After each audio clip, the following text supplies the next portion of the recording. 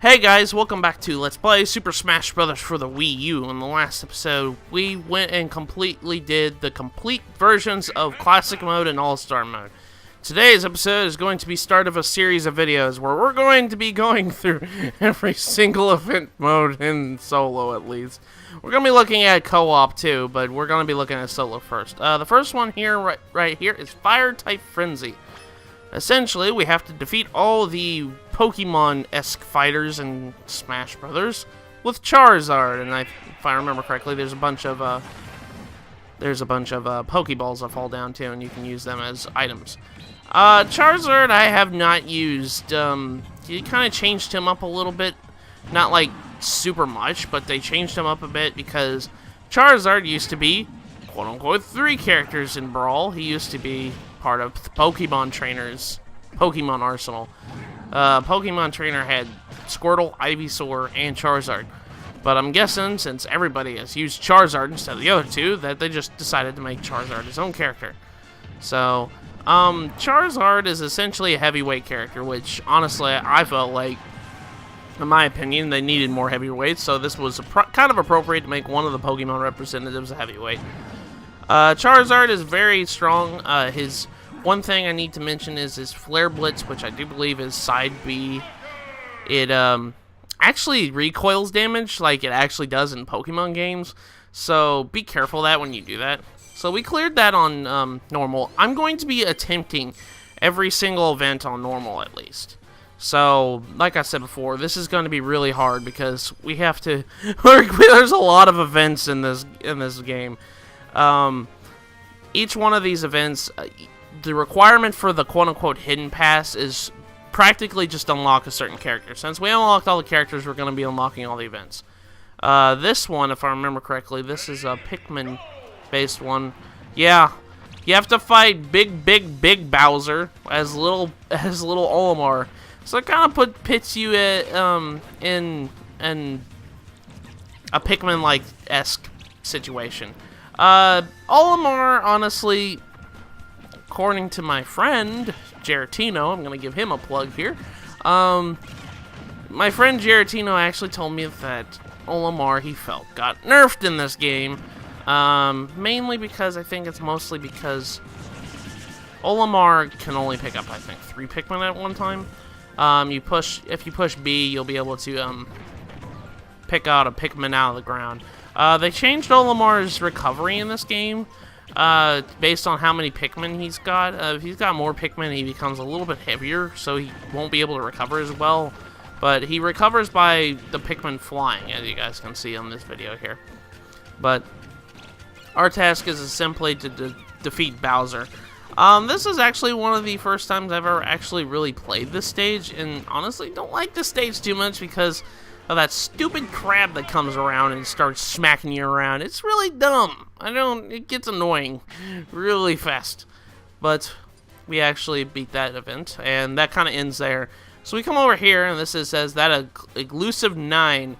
This one is hard. You're playing this game and watch, and what you have to do essentially for this one is, if you push, I think it's side B, you have to keep using the hammer attack move until it hits 9 above his head. If it hits 9, like so, that's what happens when you hit 9. When you hit 9, you get the effect of a baseball bat.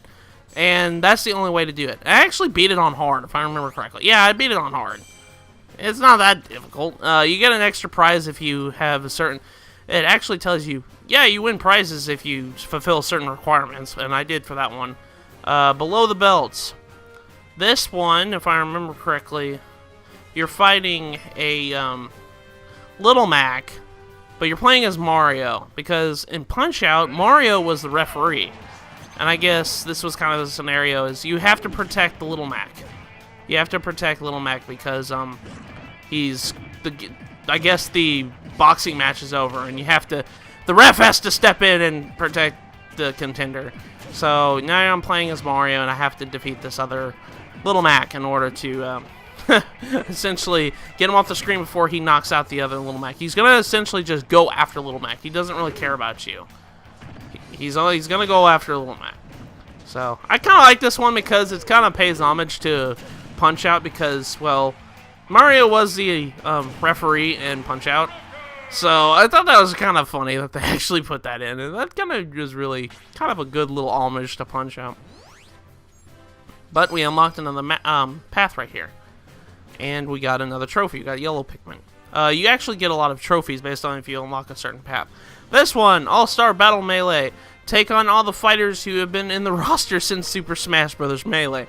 So essentially, we're fighting all the players that have been in the game since they were introduced in Melee, I should say. Any character that has been introduced in Melee, we're taking them on. You have 2 stocks for this battle. For these types of battles, you always have 2 stock. I chose Fox for this because Fox was actually my main in the original Smash, because I really liked Fox, and I still do. Fox is kind of one of them competitive type characters to play as. So we're taking on Peach and Bowser here. Peach and Bowser are Mario newcomers from Melee. My thoughts on Melee, honestly, I like Melee a lot. It's actually one of the games that made me buy a GameCube in the first place. Melee I played is actually, if I remember correctly, Melee was my first Smash Bros. Game. Yeah, I played N64 shortly after that, but Melee was actually my first Smash Bros. Game. And I know a lot of people. I know a lot of people that prefer Melee over to any other Smash Brothers. Well, frankly, I don't. Since I'm a casual, I can't really say it. You know, I don't really do all the competitive kind of moves like the other characters do. Other people do. Now we're taking on Zelda and Sheik. Well, since Zelda doesn't transform into Sheik anymore like she did in the other entries, we have to fight 2 characters now. So I do like how this stage is set up. It's set up like a Final Destination. It's like, Fox is like, I actually saw something on Nintendo's Facebook. It actually said, for Fox's character bio, it says, "Meet me at Final Destination," because that's what all the competitive people do whenever they play Fox. Now we're fighting Mr. Game & Watch and Marth. Marth was introduced in Melee, and so was Roy. Roy was another Fire Emblem character that was in Melee, but he didn't come back for for Smash 4, and a lot of people wanted him for Smash 4. Honestly, yeah, you never know. This game might actually have DLC, so that could be a possibility that all the characters that I think that were cut from the roster might show up as DLC in the future. That's just my opinion. Yeah, I know Sakurai said that there's going to be there's not going to be really any DLC that's done for this game, but there might. So we were fighting Mr. Game & Watch and Falco. Falco was a practically clone of Fox that was added. And now we're fighting Ganondorf. Ganondorf was introduced in Melee. They figured since, well, we have Mario's villain, why don't we have Link's villain in this game too? And, well, Ganondorf is really Link's only villain, so that's kind of why they added him to Smash Bros. Even though, honestly, he's just a really slow Captain Falcon. That's really the only thing I can really think about it. But we cleared that event. And now we got that out of the way. We got new equipment, Moon Launcher. I do essentially go through this relatively fast, and I do apologize if it's not going as well. Now this one, 4 Swords Adventures. We're fighting against color palettes of Toon Link, essentially. 4 Swords Adventure is a game on the GameCube that came out for, came out on the GameCube. And this is actually a Stamina Battle, by the way. 4 Swords Adventure was, like, I guess, Legend of Zelda's first attempt to have, like, multiplayer Zelda game. And honestly, I like 4 Swords.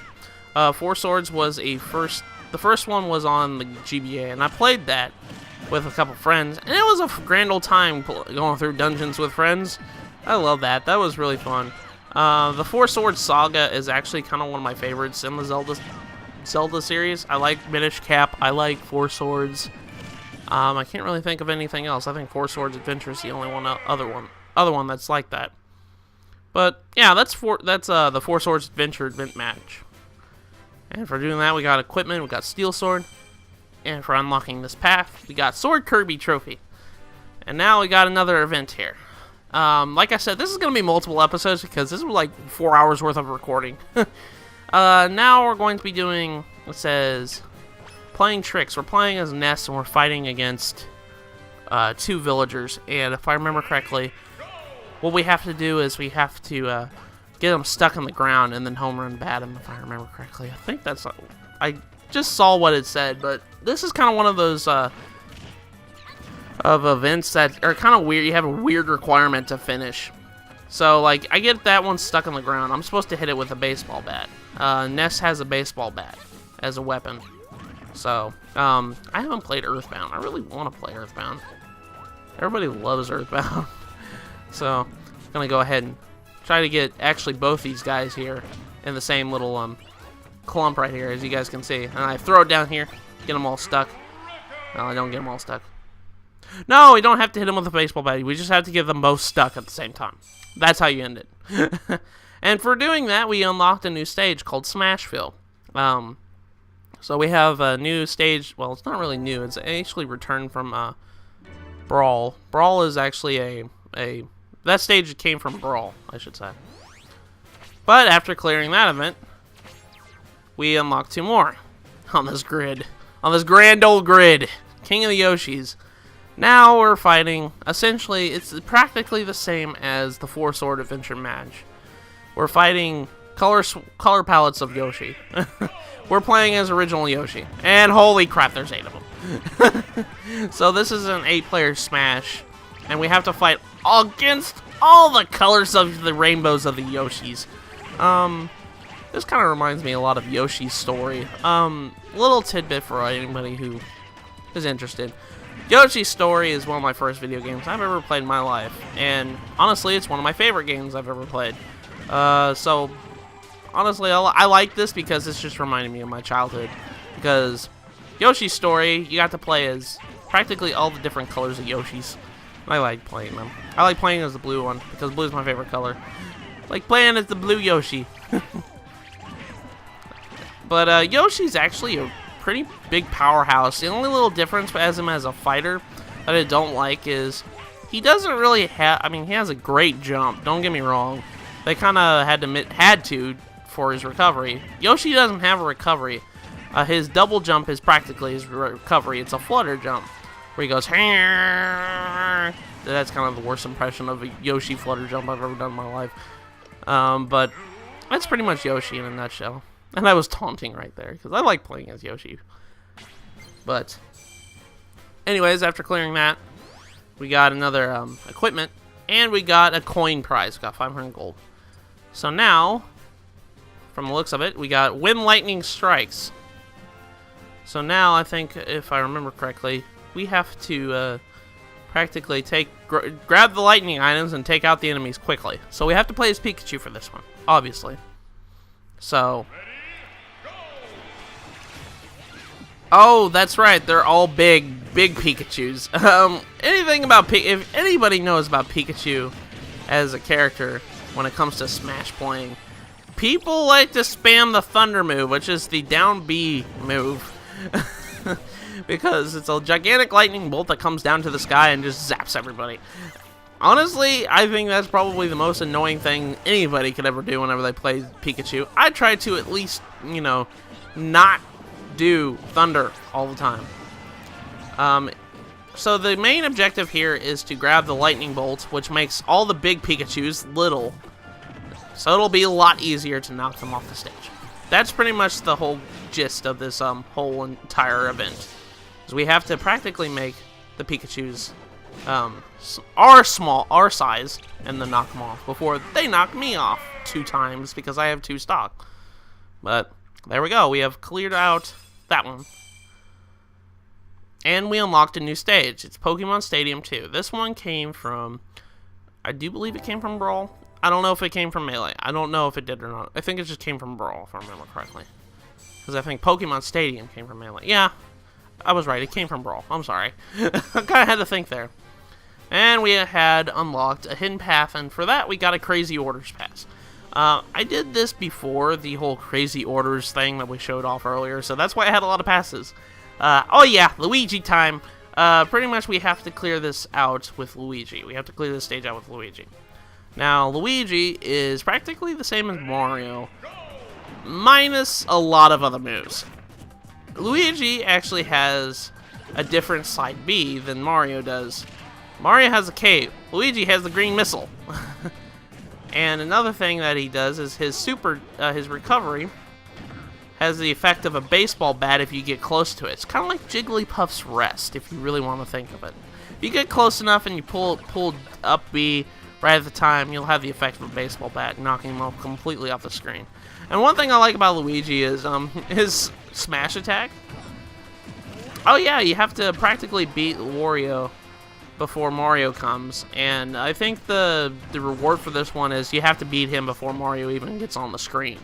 You can have Mario come on the screen and you clear it, but if you do it before Mario gets on the screen, you unlock the special reward, which I didn't do, unfortunately. But that's alright. I just kind of wanted to show off what each event is. So now we got Mario plus the standard bike, I guess as a trophy from Mario Kart Wii. I have not played Mario Kart Wii. But now we're playing Dr. Schmockter. I am feeling so good. Okay, practically, for this one, I had to restart this one. You'll notice a cut. I only keep in the ones that I actually win. I do not keep in any attempt that I failed. For this one, you have a flower growing on your head. For the uninitiated, flowers on your head increase your damage with every second that goes on. It just gradually goes up. As you guys can see, my damage is going up. The tip for this one is you have to beat Dr. Mario before he kills you with that flower. Since you got that flower on your head, it's going to be easier for him to kill you. So the best thing I can really do is just kill him quick before it gets too roughhousey. I've never played as Wario, and I kind of suck as Wario, so that's why it's taking me, good lord, how long? I don't know how long it's taking me, but it's taking me a long time. And I just keep going back and forth with that bike. If you push side B, Wario gets on a bike and he actually tries to run you over, essentially. And as you guys can see, it was at 200% health at the end of that. But anyways, guys, after you clear that path, you get 1,000 gold. But for right now, in the next episode, we're going to continue looking at event mode. So with that, I will see you guys in the next episode.